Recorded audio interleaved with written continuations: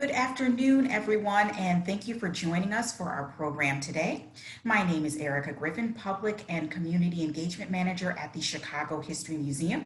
Taking us on our virtual trip to the near West Side neighborhood where HullHouse Museum is located is Michael A. Ramirez. Michael is the education manager at the Jane Addams Hull-House Museum, and it is an outstanding institution. If you've not had the chance to engage, please visit their website, which I'm sure Michael will share with you all, but it is an outstanding place to visit and share Chicago stories that, by and large, aren't always included in that larger narrative. So please check them out. Excellent programming and an excellent partner. Michael is an alumnus of UIC. Michael began working at Hull House during his undergraduate career in the Liberal Arts and Sciences College as a museum docent and has been with Hull House for the past 9 years. In his current role, Michael manages the museum education team, coordinates educational experiences for visitors, including tours for students and faculty at UIC, CPS, and the Chicagoland area, and the biannual day-long Girl Scouts activities, all of which fuse HullHouse history with educational strategies. Michael helped to organize the 2011 TED by Midwest Conference. He served on the panel of the 2012 STEM Pathways Conference. He's been a guest lecturer for numerous UIC classes and serves as a junior board member for Project Exploration. We are so very excited to have him here with us today, sharing a bit about Jane Addams and the activist legacy of the organization that she started to benefit these citizens in that near West Side part of the city. This legacy of activism, of service to community, of engagement, of action is nearly unrivaled in the city of Chicago. And we are excited again to have Michael here to help us navigate these stories, find the meetings that connect to the present, and encourage all of you again to think a bit more critically about the city around us. Thanks so much, Erica, for the introduction. Welcome, everybody. So excited to be here with you all today in these unprecedented times. It's great that we're still able to connect with each other virtually, and it seems that now with everything happening, we're more connected than ever. So glad to see everyone being a participant in today's discussion. So just really quick, with Hull House, we are, as Erica mentioned, located on the near west side of Chicago on the University of Illinois at Chicago campus. So we are so glad to be able to bring some of our museum and our work to you all today. So with that being said, Hull House was actually started in 1889 by Jane Addams, whose portrait is here, along with her college roommate Ellen Gates Starr. And this space was inspired by the first settlement house ever called Toynbee Hall, which was located in Europe, where Oxford University stands today. And when Addams and Starr had the chance to visit that settlement house, they loved the idea of it bringing opportunities and resources for people who may not have had the same rights or opportunities as those who were higher wages, getting higher wages, or that had more privilege. So they were there seeing these different programs that were being offered, but they noticed that there was a fairly big flaw in its design, specifically regarding the demographics of people that were utilizing that space. They saw that it was mainly the educated white men that were part of the university who were actually partaking in the classes, and there was no actual outreach to other neighborhoods that were underserved. So with that in mind, they wanted to bring the American equivalent back here to Illinois, which is their home state, but actually have that mindset in mind that it will be available for everyone. So after scouring all over Illinois, they eventually come across the Hull House Mansion, which was a summer getaway home built by a real estate developer named Charles Hull. And at the time, his cousin had inherited the home. And when she was approached with the idea of starting a settlement house, they all agreed that this would be a great opportunity and resource for that area, because not only was the neighborhood starting to see some changes, but so was the entire city. We're seeing the Industrial Revolution start rolling around.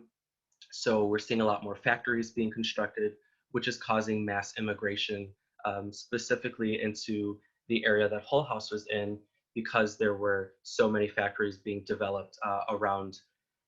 And so they started with one floor of the mansion, but then shortly after acquired both floors of the space, and over a little less than 20 years, eventually expanded into 13 different buildings, which is this picture here, where we're actually looking at the children's building here, and then the entrance to the actual Hull House mansion would be right in this little corridor here. So it was a fairly large complex, and they, at the peak of its time, which is around when this picture is taken, so like 1911, 1912, they're seeing about 10,000 people a week coming through their doors. And so they're really trying to respond to this neighborhood. When they first started, immigration was mainly white immigration. We're seeing people from Eastern and Southern Europe coming into this neighborhood. There are some other ethnic groups, but we don't start seeing more people like Mexicans or the African American population coming into the area until the later 1910s, 20s, and 30s.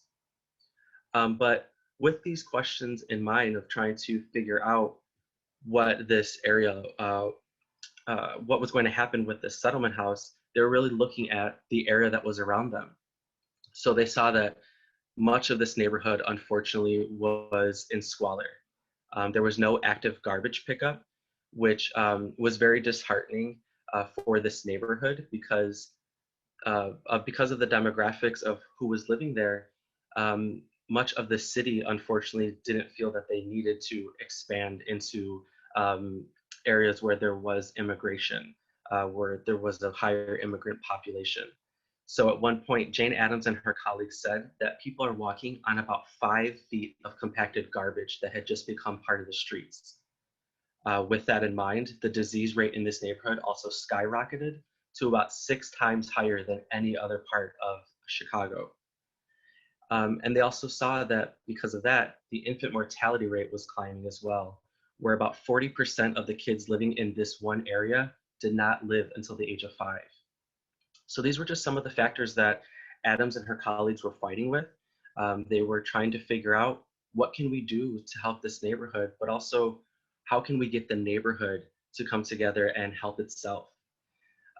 One idea with Addams and her colleagues is they said that they didn't want to come into the neighborhood thinking that they were better than the people that were living here just because they were white, educated, and wealthy, but that they really wanted to live here and experience what the immigrants were going through and also get the firsthand accounts of what they wanted to see changed, right? What did the different immigrant groups coming into this neighborhood need in order to survive?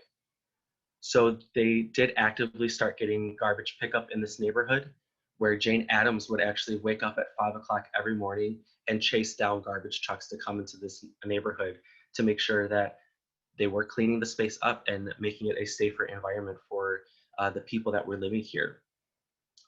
However, while there was a lot of squalor in most of the area, they also saw that there was still a very bustling community of street vendors and people taking on side jobs from their regular 12 to 14-hour shifts at a factory just to make ends meet for their families. So in places like Maxwell Street, which had a very large street vendor population where people are selling different odds and ends, fruits, vegetables, and that is actually still something that happens today over in on Maxwell Street. They're seeing that this is another group of people that they're having to coordinate with and try to understand what do the people who are taking on side jobs need to help them survive in this neighborhood. So the activism at Hull House was really driven by the neighborhood and the people that were living there, telling Addams and her colleagues what could they help them with. So while that is great, there's also a kind of flip side to that where, right, we are needing white voices in order to uplift the immigrant groups that are living here, which today is still a conversation that people are having in many protests and movements where there is change happening, but a lot of times it is still because white voices are amplifying um, those who are kind of pushed to the side. Um, but it was still something that was great for Hull House because it actively got them thinking about what else can we do? We're starting in this one area, but how can we continue to help not only our neighborhood, but the rest of the city and eventually the rest of the world, which was something that they were constantly trying to figure out is how can our ideas be translated into other specific areas around. So before we get into this, I do just want to jump back to Erica and see if we have any questions coming up in our chat, ones that we can answer right now. Yes, we do have quite a few, and I'm trying to look to see which of these, because of course, all of them have 2 and 3 parts. Of these can we answer? Here's one. We have a question asking if Jane Addams was a born and raised Chicagoan, or was she from elsewhere? Oh, great question. Yeah, so Jane Addams, she is not originally from Chicago. She was born in Cedarville, Illinois, and today is actually her birthday. She was born in 1860, so I think we're looking at 100 and some odd years. I'm not good at math, so whoever could do quick math. So it is great that we're also getting to dive into this history on Jane Addams's birthday, which makes this even more special. But yeah, she was born in Cedarville, Illinois, which is about 2 hours away from Chicago, just outside of Rockford. Okay, thank you very much for that. That puts a lot of things into perspective. Mhm. I have another that's asking what in Jane's background or lived experiences fostered this sort of quest for activism. Obviously, before she came to be in Chicago working with this particular population of immigrant people, but Mhm. what in her past led her to want to do this type of work? Yeah, that's great. With Addams, her father was the biggest influence in her life. Her mother did pass away when she was about 2 years old. Um, and in the area that her and her father lived in, he would actually take her to other different neighborhoods to show her do not take what you have for granted because they were wealthy. She was enrolled in school her entire life. Um, and so he wanted to show her not everybody has those same opportunities. So there's accounts where he was taking 6-year-old Jane Addams around to different neighborhoods. And it's reported that she said at a very young age, I want to live in a house amongst these people and help them. Excuse me. So she kind of already had the idea of a settlement house before the idea of settlement houses were even around, which is really amazing. But it was really that influence from her father, making sure that she didn't take anything she had for granted. Okay. Another answer that gives a lot of perspective to Mhm, her life and how she ended up in this work, mhm, most necessary work. You mentioned during your presentation that Eastern European people were drawn to Chicago, particularly the near West Side, for job opportunities in factories and the like. Could you maybe tell us what types of industry, what types of factories would have been popping up at this time? Yeah, so excuse me. In this particular area that Hull House was in, it was mainly garment factories, and this area was actually deemed the garment district, where a lot of the textiles were being made and then sent into other factories and stores, not only in Chicago but all around the U.S., which they would then turn into, things that we wear and things that we, put up in our houses or blankets and things like that. So it was mainly um, that garment work, so weaving, sewing, and these were already skills that many of the Eastern and Southern European groups were bringing over to the US with them. So it was a lot of things they were familiar with, and it was something that Hull House also responded to, which we'll get into in just a little bit. But those were kind of the main um, jobs that a lot of people were going into when they would get a job in the factory. So with this neighborhood that Hull House was in, um, This neighborhood quickly becomes the most densely populated area of Chicago due to the idea of tenement homes, where we're seeing so many immigrants coming into this neighborhood because of its proximity to not only the factories, but also to many other areas throughout the city where people can find jobs. That many of the apartment buildings are getting turned into tenement homes, which were these apartments where they would try to cram as many families into. And this is unfortunately where we start to see some of the established immigrant families kind of preying on some of the newer immigrant families, unfortunately, where many of them are homeowners. They're owning many of the apartments. And so to get more money for rent to also support their families, they are sometimes dividing up a apartment building, um, one room with literally cardboard.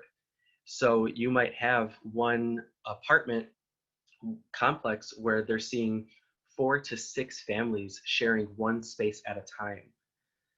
One person in a tenement home had around 25, I believe it was, square feet to themselves. So very small, cramped quarters. That also led to that increase in the disease rate because people are so close to each other. In these spaces, they're also having to create sleeping shifts where they would have one bed and family members would take turns on who got to sleep throughout the day.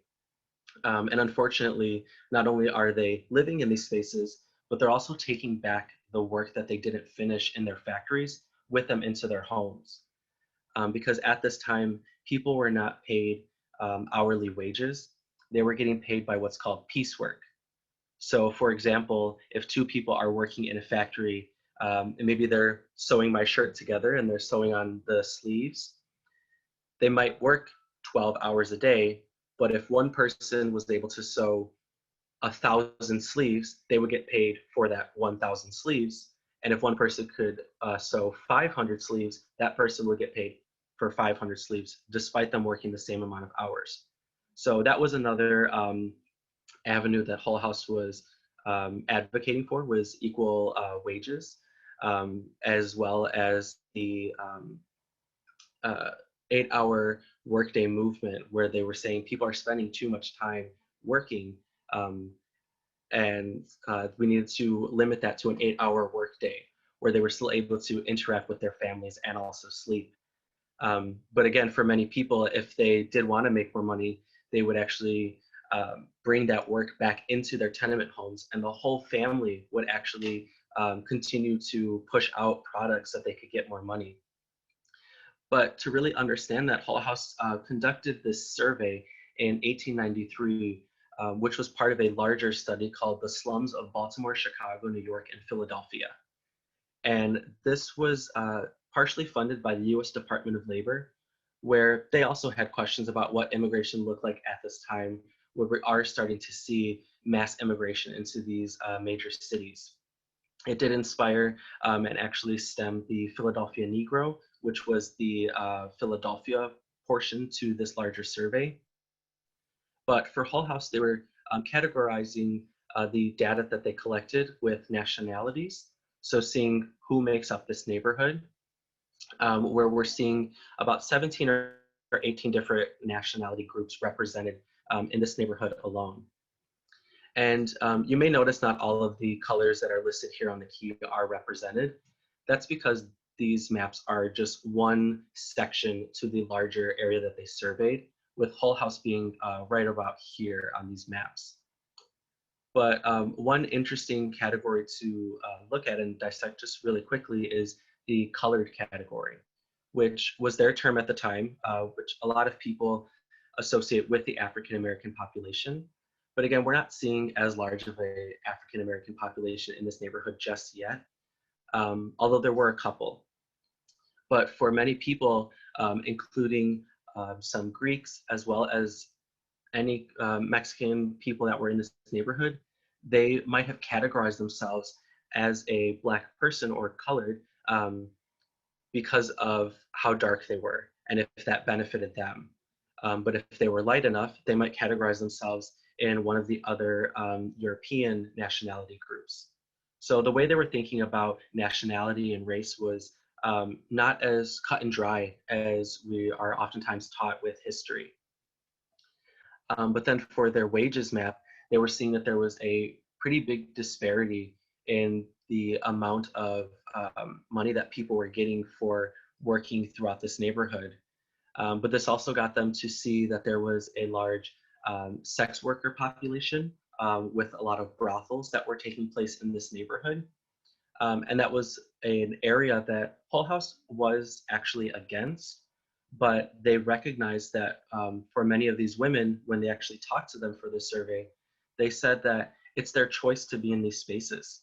So they wanted to respect that, recognizing that they are making way more money to support their families and move them out of this neighborhood quicker.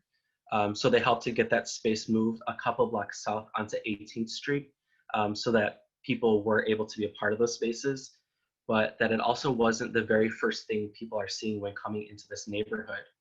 Because unfortunately where that area was, it was a main drop off for many new immigrants. And not only were there these brothels, but there's tons of bars and clubs. And many people thought that that was what this whole neighborhood was, so they were turning away. But with conducting this survey, finding out this information, it really helped HullHouse understand what do they need to create in order to help this neighborhood? What do they want to see from Jane Addams and her residents?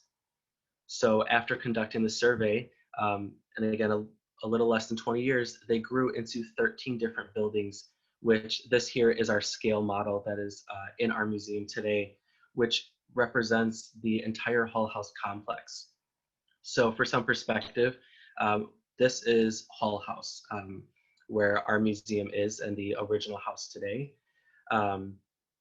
And some of the spaces that they created, which were direct responses to that survey in this neighborhood, were things like the Mary Crane Nursery over here, where they were providing spaces for people to bring their younger children when they were working, because there are unfortunately some stories of families leaving their kids in their tenement homes all day, or for some kids, there's stories of them even literally tying them to the strongest piece of furniture and just kind of hoping for the best while they were gone. So daycare wasn't a thing at this time, but by creating this space, they were able to actually bring their kids, especially if they're new to the neighborhood, and then they could go and find their apartments or their jobs. They're also creating many meeting spaces. So we have things like the children's building, the men's club, the women's club, and these are all spaces where the different groups of people within a nationality group or within just the larger scope of immigrants can come together and figure out what do we need as 12-year-old girls in this neighborhood, or what do we need as cloak makers in this neighborhood. So really thinking about this space more of as a community center for the entire neighborhood. And again, they're seeing about 10,000 people a week coming through their doors, which was truly outstanding. And this really kicked off the settlement house movement later on, where at the turn of the century, we're seeing about 100 settlement houses in Illinois alone, and then it kind of grew exponentially. Fun little anecdote, my grandmother actually came to HullHouse when she first moved here from Puerto Rico. Unfortunately, my grandmother didn't partake in any of the classes because she said that this place was so large and scary when she walked up to its front doors. And she also said, well, who was Jane Addams and why does she want to help me? We're not friends and I don't know her. But she did live in this neighborhood and I'm sure was affected in some way.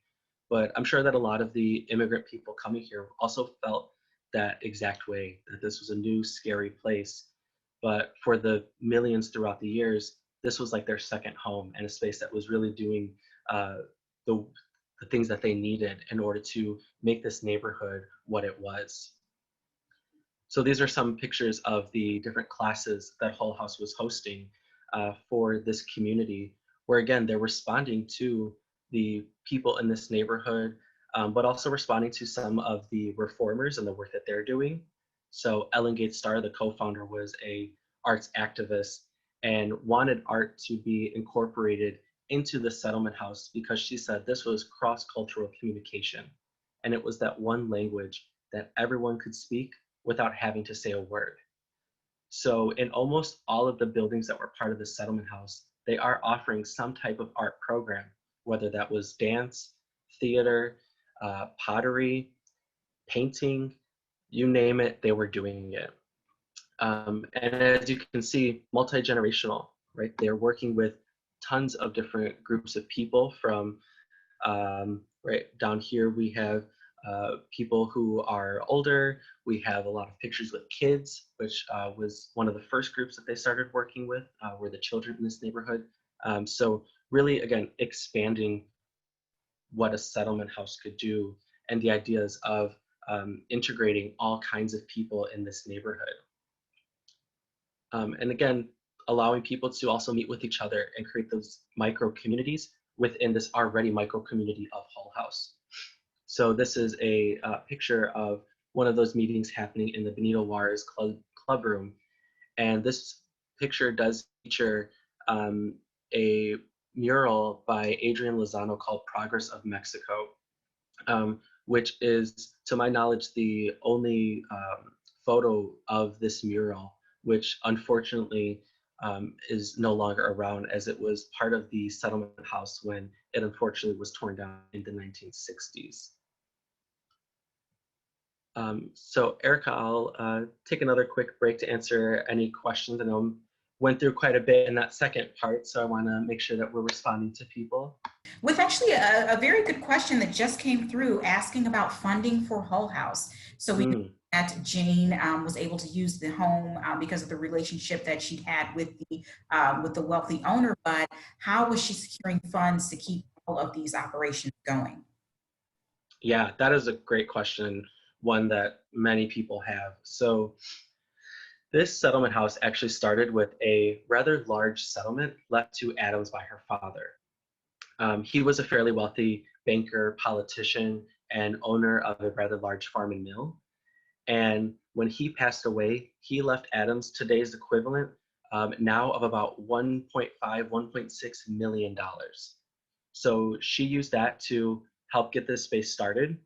Luckily for them, when they acquired the home, the owner, Helen Culver, she gave them a 25-year rent-free lease. But one of the stipulations for that was they had to keep the original family's name with the home. So that is actually where the Hull House name comes from, was from Charles Hull and his family. But throughout the years, many of the reformers that were coming in and being a part of the space, they were actually, a lot of them were already graduated from college. They may have started their own practices or doing their own work in other neighborhoods. And so they, when coming here, were actually connecting to outside funders that they knew, helping to bring in money to the space. But also all of the programs did have a small fee that was attached to them, which is one of the common misconceptions of the settlement house, is that this acted like a homeless shelter or that everything was free. But they did have a small fee that people were paying to be a part of the programs. Of course, not everyone was able to pay for that, so they would pay what you can, but that did also help secure the funds. So it was almost privately funded for the entire run of the settlement house. I believe they started to get some kind of state funding right towards the end in the 1950s and 60s. So you'd mentioned previously that these immigrant populations were coming into work in Chicago's garment district, and that rules and rights for those that were doing this kind of work were either non-existent or not in favor of their safety and security. And the question asks, did Jane Addams and Ellen Gates Starr influence union movements, or did that type of work come later on? Oh, 100%. They would actually host kind of underground union meetings for many of the people in this neighborhood, where they would give out flyers. For example, we have one in our collection, and it says, "All cloak makers are cordially invited to attend a musical performance at Hull House with addresses." So For the unknowing person, it just seemed like a random get together. But for many of the working people, that was kind of their code to understand, right, that at this particular event, because it's for all cloakmakers, the with addresses part was the really important piece, because that was when they would talk about where they're being treated in those spaces that they're working in, what types of things that they want to see change.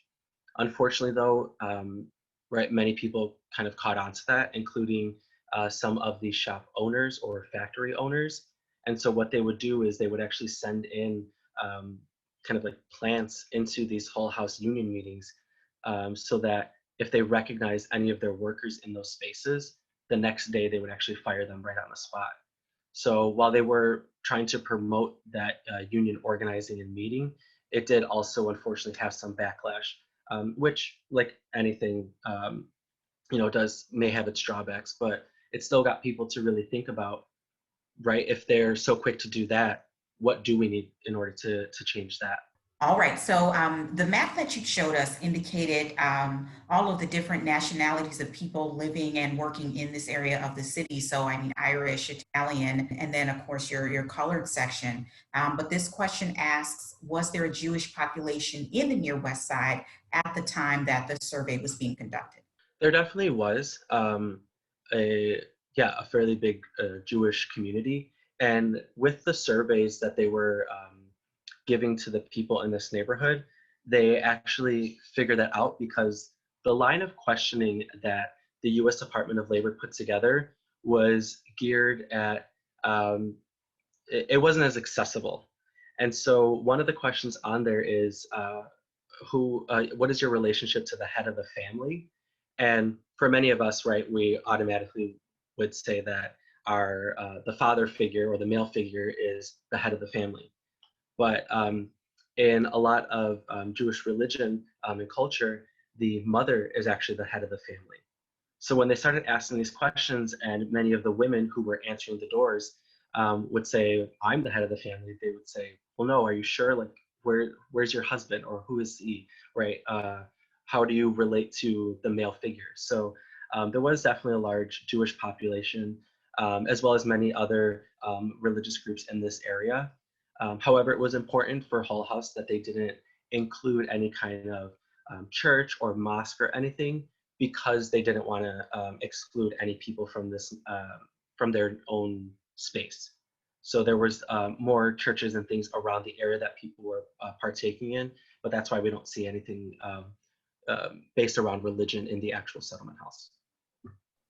Okay, thank you for that. And that actually answered another question asking if Hull House provided any sort of religious ceremonies or services. So with Jane Addams and her colleagues, this space, which is the residence dining hall, which I have my virtual background in of me sitting in there now, this was actually the kind of main space where Addams and her colleagues were coming together and talking about these issues, right? Figuring out what are our next steps. So Jane Addams is actually seated right here. So Hull House is seeing a lot of changes throughout the years. Of course, later on in the 10s, 20s, and 30s is when we're seeing this neighborhood take on a lot of changes. So this short silent film by a gentleman named Conrad is what this area and Halsted Street looked like in the 1930s. So a lot of what is being changed in this neighborhood is actually because of the efforts of Hull House, where they're starting to get people to understand this is a community and we all need to work together and fight with each other for each other. So as you can see, there is no garbage on the streets. Right, we're starting to see more businesses pop up, which are a lot of businesses created by the immigrant population that was living here, and a lot of their kids and grandkids. So it was really great to see that Hull House was pioneering those efforts for people in order to get their foot in many different doors. Um, and again, a lot of these were still, for some people, their side jobs that they would take on to support their families. But this area was constantly going through changes, and it was great to see that the community was again coming together and really trying to put themselves on the map for the city that despite it being an area that was mainly immigrants, that they were still providing just as much as any other part of the communities throughout Chicago. And so today with our museum, we try to bridge those gaps of what Addams and her colleagues' activist mindset looked like, but also just what many conversations revolving immigrant rights or children's rights look like, and how that translates to today. So this is the original house, which was restored in the 60s after 11 of the 13 buildings were unfortunately demolished to make way for the University of Illinois at Chicago campus. This space was won over on eminent domain, which states that land can be taken as long as it is for the greater good and if the landowners are compensated. So with these buildings being torn down, we did lose a lot of that history, but we are fortunate to have this original mansion, as well as the historic residence dining hall, which again is the space behind me, but it is that space that you saw and her colleagues sitting at all the tables in. And when thinking about that work, we have two of our newest exhibits. This first one being Why Women Should Vote, which is looking at Addams and her colleagues' efforts for women's suffrage. Illinois did become one of the first states to allow women to vote in 1913. So about 6 years before the ratification of the 19th Amendment. And so this space gets into a little bit more of those efforts and seeing how they were pushing women to be more on the front lines, right? Be activists for each other. So you had people like Ellen Gate Starr, who was fortunate enough to get on the ballot for being an alderperson in this area, which was a huge step for women.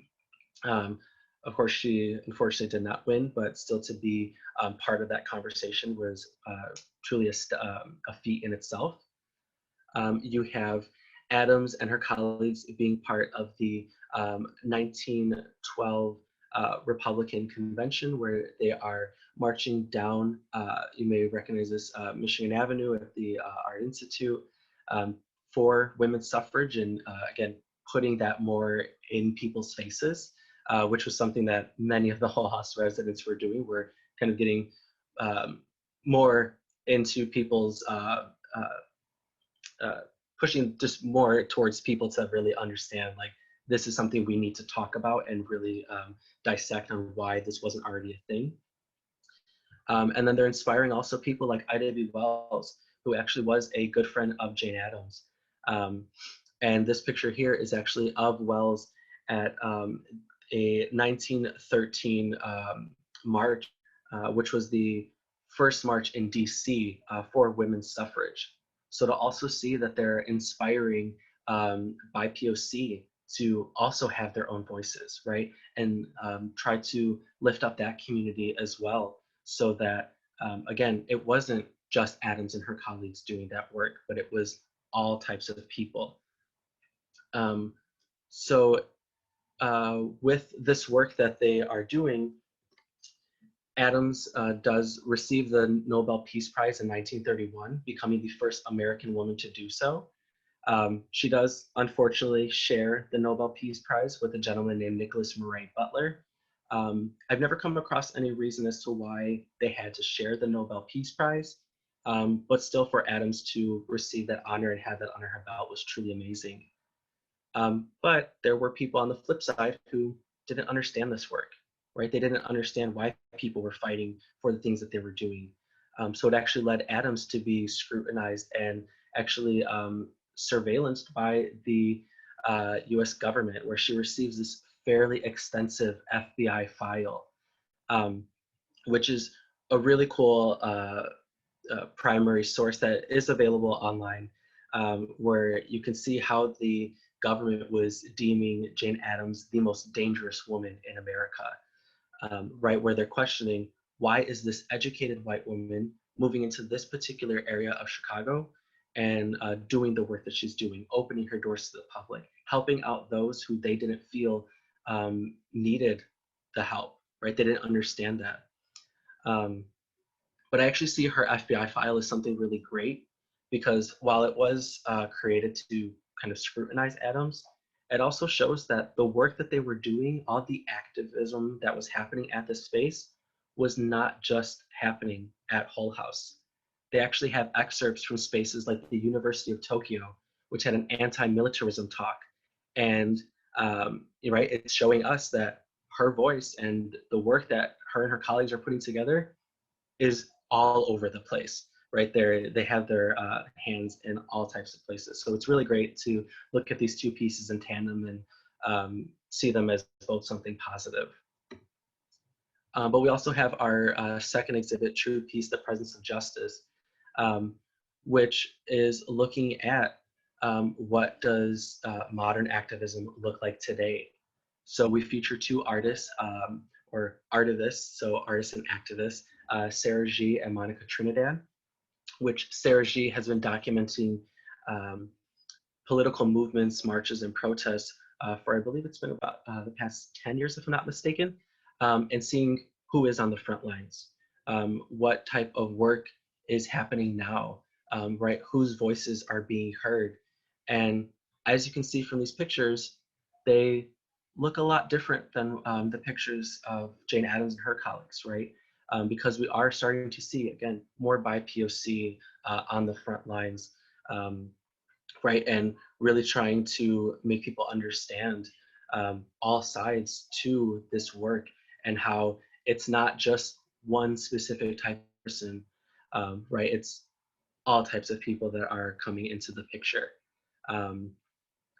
And with Monica Trinidad, she actually creates these beautiful graphics of some of the big protests, but as well as some of the protest leaders and people that are leading the discussions in these, including one of our Hull House partners, Benji Hart, who is an amazing artist and activist who has hosted a Vogue 101 session with us and has really dissected what being a queer brown activist looks like today. And with Monica's work, she gets into this even deeper with this mural, which this is actually just one section of that mural in our museum that is looking at the different protests and activist work that it was happening for quite some time.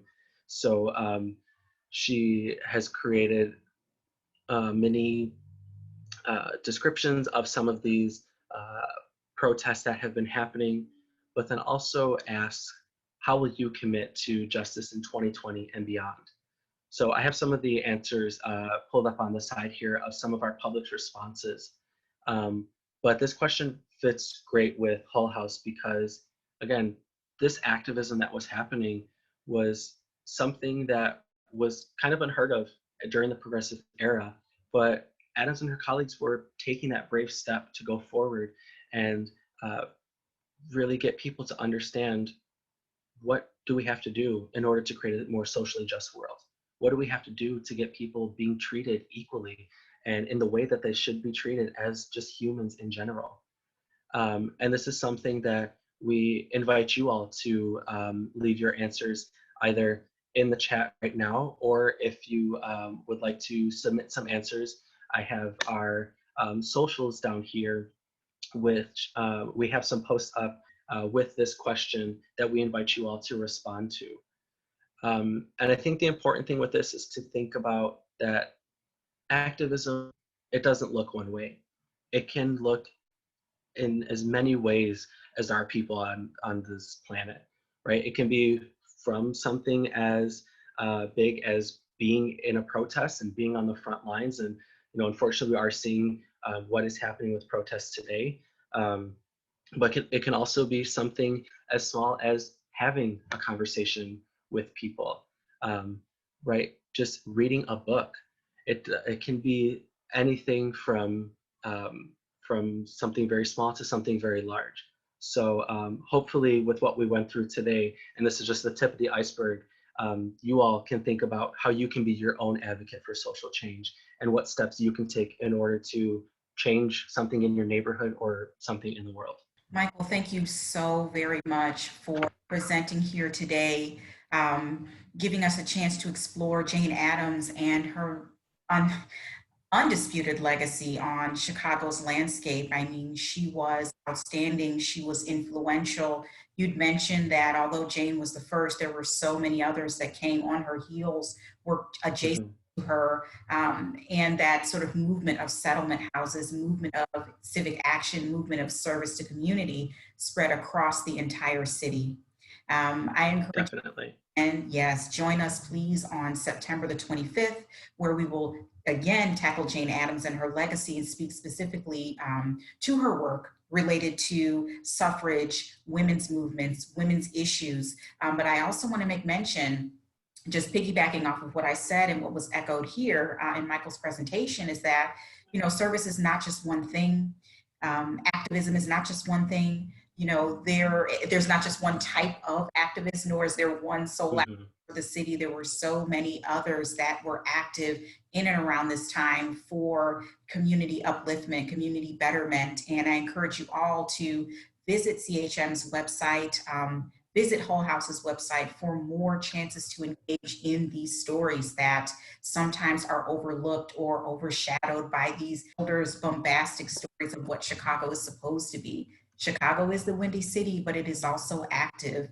It is massive, but it also has a very, very clear neighborhood feel. So engage with us, both of our institutions, because the first step to justice work, the first step to activism and civic involvement is to understand these histories so that you know best how to move forward from that. Did Jane Addams ever marry or have children? Ooh, I love this. Jane Addams never married nor have children. She actually had a female partner named Mary Rose Smith. Um, and that history about Jane Addams and her sexual identity, but also about queer identity and what queer history looked like during the progressive era is something that I had actually helped to get started here at the museum back in, oh gosh, like 6 years ago, maybe now, when I was an undergrad and kind of coming into my own identity as a queer brown person in Chicago now. Um, but that is something a lot of people wonder, but she did have that one female partner that was her closest companion throughout her entire life. And there's some really beautiful poetry that Adams actually wrote about this companion, talking about how she had never known love before until she saw this woman teaching a class at Hull House and how the sun hit her face. So it's really beautiful. But it is something that we're also making part of our everyday vernacular at the museum. Because for a lot of these stories, not only queer history, but for a lot of like by POC, for many spaces, it kind of seems like a one-off, but these are important conversations that provide more to the overall narrative. And it's been something that we've been very adamant on trying to include in every tour, every program that we host or are a part of.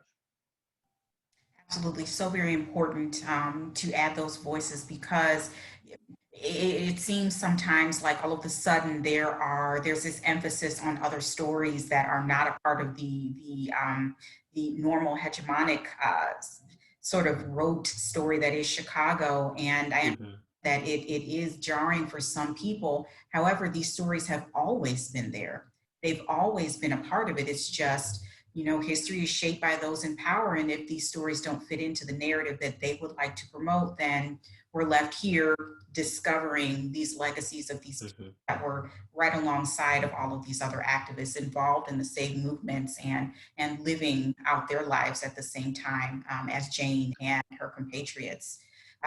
We have another question Definitely. that speaks to Jane's activism with labor rights and is asking if she had any involvement at all with the Haymarket affair or the aftermath. That particular part of the history does escape my mind. I know she was a big part of the Pullman district and the Pullman strikes, but the Haymarket, you all please forgive me with quarantine. It's been about 7 months since we've worked with this history, so it is escaping me.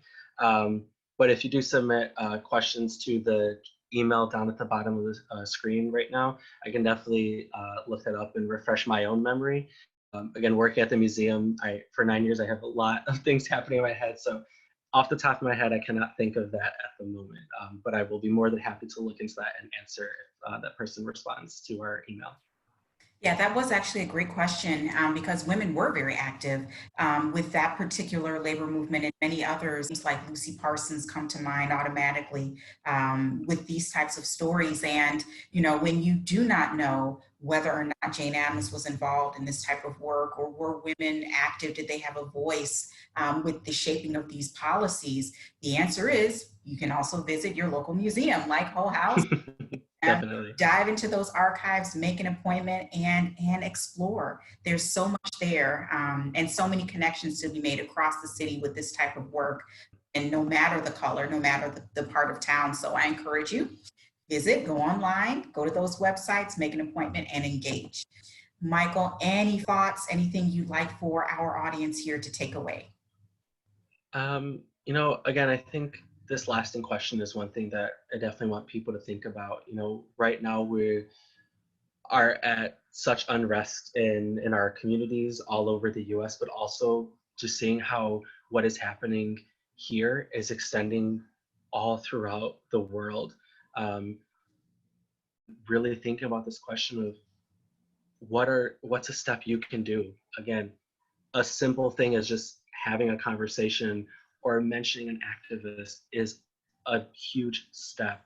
So, you know, again, looking at these histories in museums or your own local history, right, really thinking about what changes have been made, what changes haven't been made, and what can you do, right? What can we all do individually, as a community, as a world? So again, we encourage you to think about that question. Send us your answers. We are going to be posting these responses as well because we want people's voices to be heard, just like people want their own voices to be heard. Absolutely beautiful, Michael. And just echoing what he's saying, everyone, as museum spaces lean more toward restorative justice work, more toward amplifying hidden histories, forgotten stories, you've all taken one step here toward this justice work. You are informed now a bit of Addams' legacy and her work. You know that there are places you can visit like Hull House and CHM to get more information. And we encourage you all to join us again for part 2 of this conversation, September 29th. And until then, stay active, stay engaged in Chicago's history. Thank you very much. Thank you, everybody.